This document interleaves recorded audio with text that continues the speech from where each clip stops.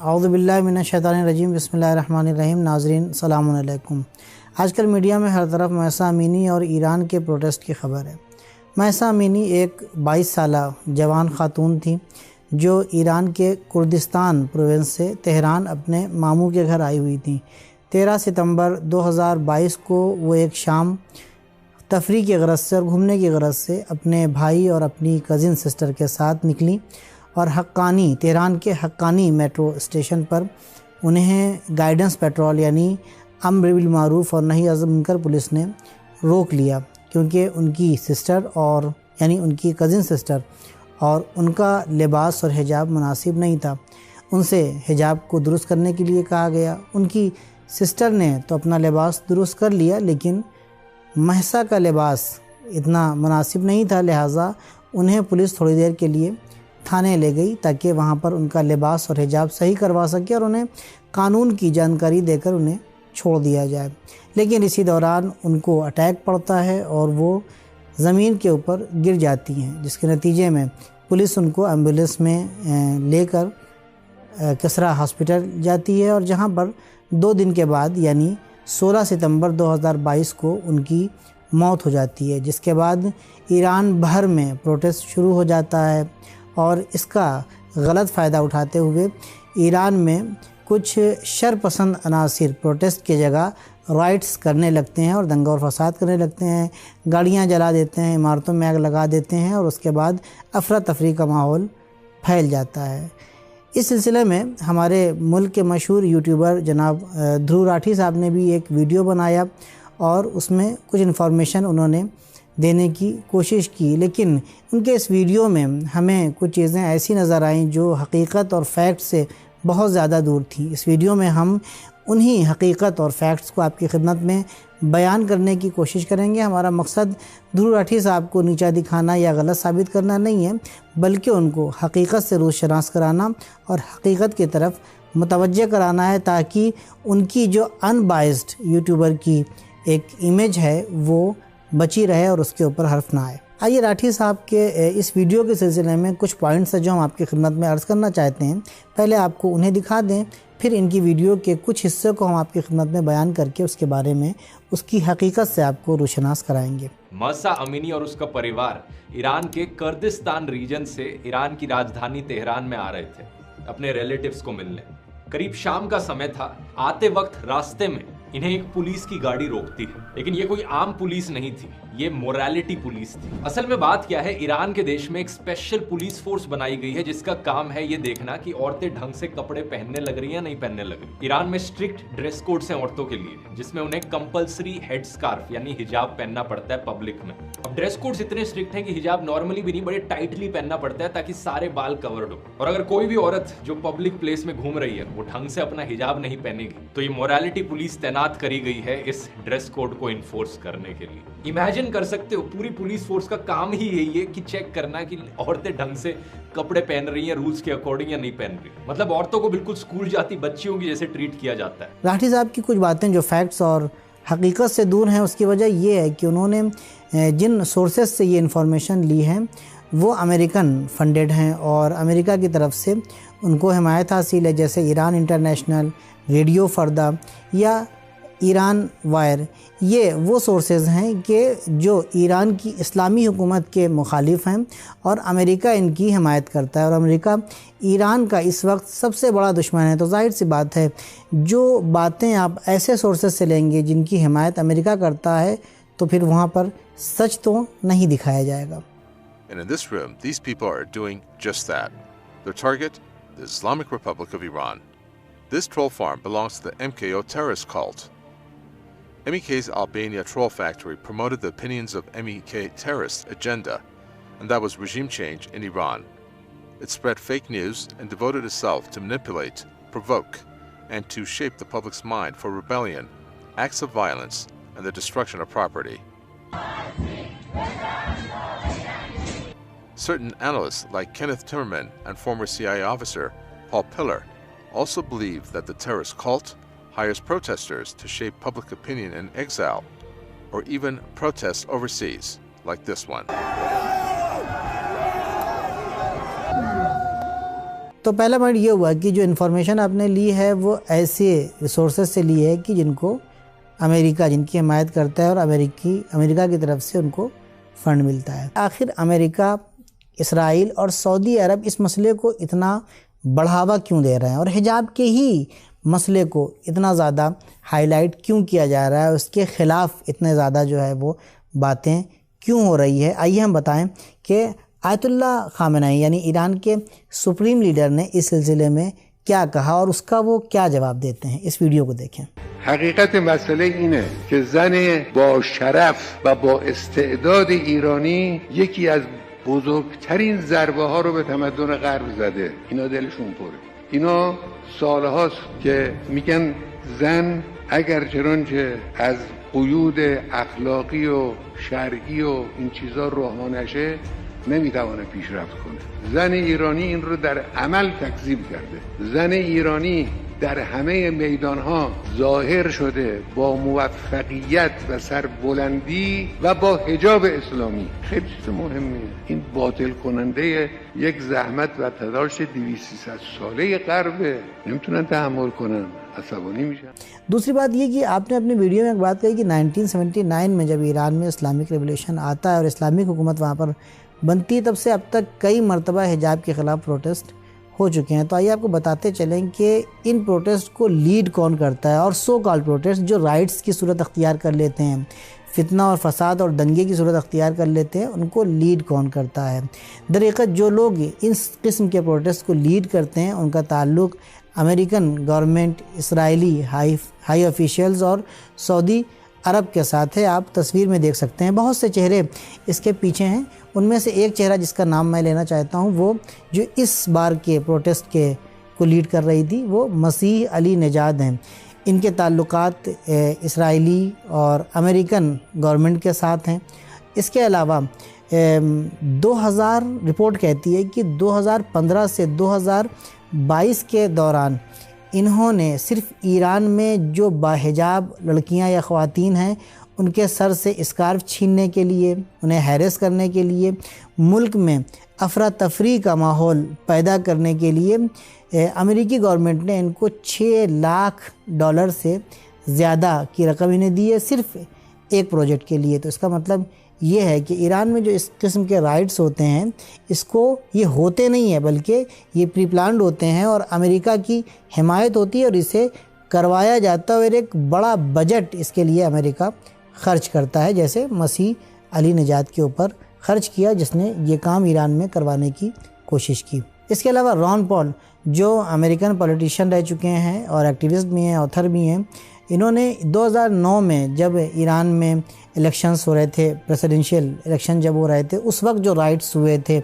اس کے بارے میں انہوں نے ایک سوال اٹھایا ہے کہ یہ کیسے ہو سکتا ہے، کیا یہ سوچنے کی بات ہے؟ عجیب بات نہیں لگتی ہے کہ واشنگٹن، تیل اویو اور ریاض کے درمیان ایک خفیہ میٹنگ ہوتی ہے اور اس کے بعد ہی 2009 میں ایران میں یہ جو رائٹس ہوتے ہیں الیکشنز کے بعد، یہ کس طرح سے ہوتے ہیں؟ کیا ان کے درمیان کوئی لنک نہیں ہے؟ آپ اس رپورٹ میں جا کر دیکھ سکتے ہیں ان کا ویڈیو بھی ران پال کا۔ تو ان باتوں سے یہ پتہ چلتا ہے کہ یہ سارے پروٹیسٹ رائٹس جو ایران میں ہو رہے ہیں یہ امریکہ کی طرف سے ہیں، اس کی طرف سے فنڈڈ ہیں، اسرائیل اور سعودی عرب کی طرف سے انہیں حمایت حاصل ہوئی ہے، جیسا کہ ابھی ہم کو دیکھنے کو ملا۔ اس کے علاوہ ایک اور پوائنٹ ہم آپ کی خدمت میں عرض کرنا چاہتے ہیں، اسے بھی آپ کو اپنے ویڈیو میں دکھانا چاہیے تھا۔ جب یہ رائٹس ہوئے تو اس کے بعد ہی جمعے کے دن ایران کی عوام اور وہاں کی اپنی مرضی سے حجاب پہننے والی ہزاروں لاکھوں کی تعداد میں خواتین نے ان رائٹس کے خلاف اور ان پروٹیسٹ کے خلاف تظاہرات کیے، سڑکوں پر آئیں، اور انہوں نے آنے کے بعد یہ بتا دیا کہ ایران کی عوام اور ایران کی خواتین حجاب اپنی مرضی سے پہنتی ہیں اور وہ کیا چاہتی ہیں ایران میں، اس پروٹیسٹ کے ذریعے سے انہوں نے بھی بتا دیا۔ اس ویڈیو کو دیکھیں۔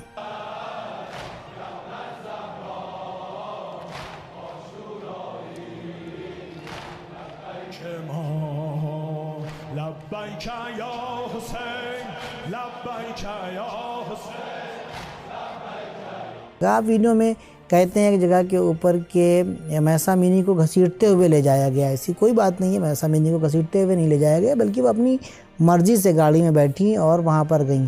ویڈیو میں یہ بھی دیکھنے کو ملتا ہے ہمیں کہ ان کو اٹیک آیا, اور اٹیک آنے کے بعد جو ہے وہ بے ہوش ہوئیں, اور ان کو ایمبولینس میں چھپ کر, آپ کہتے ہیں کہ ان کو چھپا کر لے جایا گیا. نہیں, چھپا کر نہیں لے جایا گیا. ایمبولینس پبلک کے سامنے تھی, روڈ پر تھی, اور روڈ پر سب کے سامنے انہیں وہاں سے, یعنی تھانے سے, پولیس اسٹیشن سے ہاسپٹل تک لے جایا گیا. تو ان تمام چیزوں کو بھی دیکھنا پڑے گا. ادھر والی نیوز خالی دیکھیں گے تو وہاں پر الٹا دکھایا جائے گا. ادھر والی نیوز بھی آپ کو دیکھنا چاہیے تھی, تاکہ ہماری جو شبیہ ہے, ہماری جو امیج ہے بے طرف ہونے والی, وہ برقرار رہے. یہاں پر ایران میں حجاب کے سلسلے میں آپ کی خدمت میں ایک اور بات ہم عرض کرتے چلیں کہ 1979 میں جب اسلامک ریولوشن آتا ہے تو اس انقلاب کے سپریم لیڈر یعنی امام خمینی رحمۃ اللہ علیہ نے پبلک کے سامنے ایک ریفرینڈم کی جو ہے وہ تجویز پیش کی کہ ریفرینڈم ہوگا کہ انہیں کس قسم کی حکومت چاہیے, ڈیموکریٹک حکومت چاہیے یا اسلامک ڈیموکریٹک حکومت چاہیے. 98% وہاں کی عوام نے اسلامک ڈیموکریٹک سسٹم کے لیے اپنی رائے دی اور اپنی مرضی کا اظہار کیا. یعنی اب سے ایران میں اسلامی قانون ہوگا اور اسلامی حکومت ہوگی. تو ظاہر سی بات ہے کہ حجاب اسلامی قانون کا ایک حصہ ہے, اور حجاب کانسٹیٹیوشنل ہے ایران میں. اور اگر کوئی انسان کسی ملک کے آئین کی اور اس کے کانسٹیٹیوشن کی مخالفت کرتا ہے تو اس کے خلاف لیگل پروسیجر ہوتا ہے, اور ہونا چاہیے. یہ ہر ملک کا قانون ہوتا ہے. تو اب حجاب ہر خاتون کے اوپر جو ایران میں ہے واجب ہے, اور اس کی اگر وہ مخالفت کرتی ہے یا حجاب نہیں کرتی ہے یا غلط حجاب کرتی ہے تو اس کے لیے اسے بتایا جائے گا. کیونکہ وہ وہاں کے کانسٹیٹیوشن کی مخالفت کر رہی ہے. حجاب کے سلسلے میں کہ حجاب کیوں ہوتا ہے اور حجاب کیوں واجب ہے, اس سلسلے میں پہلے ایک ویڈیو بنا چکا ہوں. آپ اس لنک پر جا کر اس ویڈیو کو دیکھ سکتے ہیں. راٹھی صاحب نے اپنی اسی ویڈیو میں مورالٹی پولیس کا تذکرہ کیا, گائیڈنس پیٹرول کا تذکرہ کیا کہ اس کا کام یہ ہے کہ یہ عورتوں کے لباس کو دیکھے, عورتوں کی کہ انہوں نے صحیح اسکارف لگایا ہوا ہے, ان کے بال نکلے تو نہیں ہیں, اور عورتوں کو اور لڑکیوں کو بچیوں کی طرح, اسکول کے بچوں کی طرح ٹریٹ کریں.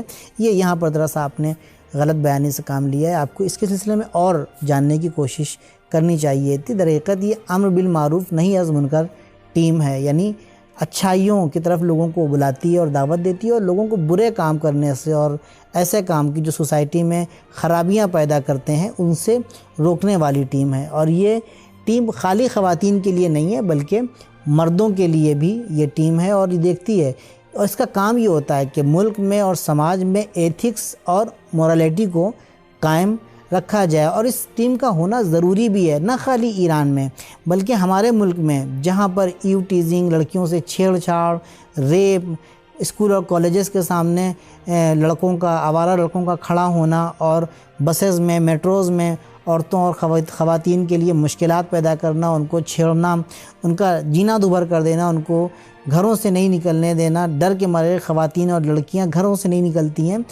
تو ایسے آوارہ لوگوں کو اور ایسے بدنیت لوگوں کو روکنے کے لیے اور خواتین کے لیے اچھا ماحول تیار کرنے کے لیے اس قسم کی ٹیم کا ہونا بہت ضروری ہے. خاص طور سے ہمارے ملک میں اس ٹیم کا ہونا بہت ضروری ہے, تاکہ ہمارے گھر کی عورتیں, ہماری خواتین, ہماری بچیاں آرام سے آزادی کے ساتھ اسکول, کالجز, بسز اور میٹروز وغیرہ میں جا سکیں. راٹھی صاحب نے اپنے اس ویڈیو میں جب حجاب کا تذکرہ کیا تو وہاں پر پیچھے ایک بیک گراؤنڈ میں ایک تصویر پیش کی ہے کہ پورا حجاب کیے ہوئے اوپر سے نیچے تک ایک عورت ڈھکی ہوئی ہے, اس کا چہرہ ڈھکا ہوا ہے, اور اس کو ایرانی حجاب کی صورت میں پیش کیا ہے. اور یہ بتانا چاہتے ہیں, اشارہ اس سے یہ ملتا ہے کہ ایران میں جس طریقے سے القاعدہ, طالبان اور ISIS والے جو ہے وہ زبردستی خاتون کو حجاب کروانا چاہتے ہیں, اس طریقے کا حجاب کا مسئلہ ایران میں جی نہیں.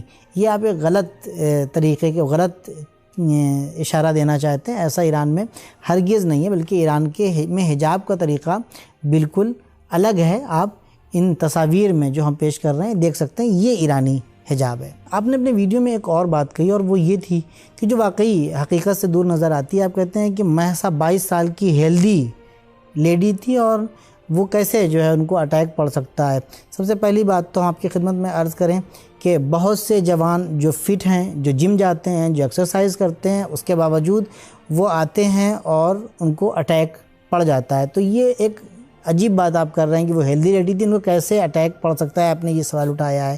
NDTV کی یہ رپورٹ آپ دیکھ سکتے ہیں کہ جس میں کہا گیا ہے کہ ہیلدی انسان کو بھی اٹیک پڑ سکتا ہے. نمسکار. آج صبح کی شروعات ایک ویڈیو سے ہوئی جس میں ایک لڑکی جو اسٹیج پہ پرفارم کر رہی ہے, ڈانس کرتے کرتے گر جاتی ہے, وہ اٹھ نہیں پاتی ہے, اس کی موت ہو جاتی ہے. اس کو دل کا دورہ پڑا تھا. اس ویڈیو نے صبح وچلت کر دیا, کیونکہ یہ ایک ایسا پہلا ویڈیو نہیں ہے. ایسے ویڈیو آج کل آئے دن سوشل میڈیا میں آ رہے ہیں, اور بہت چنتا کی بات ہے کہ کیوں لوگ کام کرتے کرتے اچانک گر جاتے ہیں اور بتایا جاتا ہے دل کا دورہ پڑا اور وہ چل بسے. بریلی سے ایک ویڈیو آیا کوئی ہنومان جی بنے ہیں, وہ کام کر رہے ہیں, چلتے پھرتے ہیں اور سڈنلی گر گئے اور ان کی موت ہو گئی. ہم جانتے ہیں دیپیش بھان مشہور ابھینیتا کس طرح سے کرکٹ کھیل کے آئے اور پھر ان کی موت ہو گئی دل کا دورہ پڑنے سے. فٹ تھے, جم جاتے تھے. ہم جانتے ہیں دکشن بھارت کے کئی کلاکاروں کے ساتھ ایسا ہوا. ہم جانتے ہیں کہ کئی نامچین لوگ اس طرح گئے, کے جو گائک تھے کس طرح سے وہ چل بسے. دوسری بات مہسا امینی کے سلسلے میں یہ ہے کہ جو اٹیک پڑا ہے یہ اچانک نہیں پڑا ہے, بلکہ مہسا امینی کا بچپن میں برین ٹیومر کا آپریشن ہوا تھا, جس کے بعد وہ مسلسل ڈاکٹر کے ٹچ میں تھیں, اور ڈاکٹر نے ان سے کہہ رکھا تھا کہ اگر آپ کو زیادہ ٹینشن ہوتی ہے اور آپ ڈپریشن میں جاتی ہیں تو آپ کے لیے یہ چیز نقصان دہ ثابت ہو سکتی ہے. اس کے علاوہ آپ کی خدمت میں ہم ڈاکٹر کی وہ وائس یہاں پہ ترجمے کے ساتھ, اس کے ٹرانسلیشن کے ساتھ جو سب ٹائٹل میں ہے پیش کر رہے ہیں, اس کو سنیں. مدارکی که من توی بیمارستان بمرا شد متوجه شدم که در سن 8 سالگیشون برای تومور مغز عمل شده. خوشبختانه عمل موفقی بوده و بعد از اونم مشکل مغزی نداشته و تحت درمان دارویی بوده, چون شاید هورمونی مریض پیدا میکنن تحت درمان مخصص قدرت بوده و درمان میشده و خب با توجه به چیزی هم که من توی تلویزیون دیدم از عملش رشد خوبی هم داشته.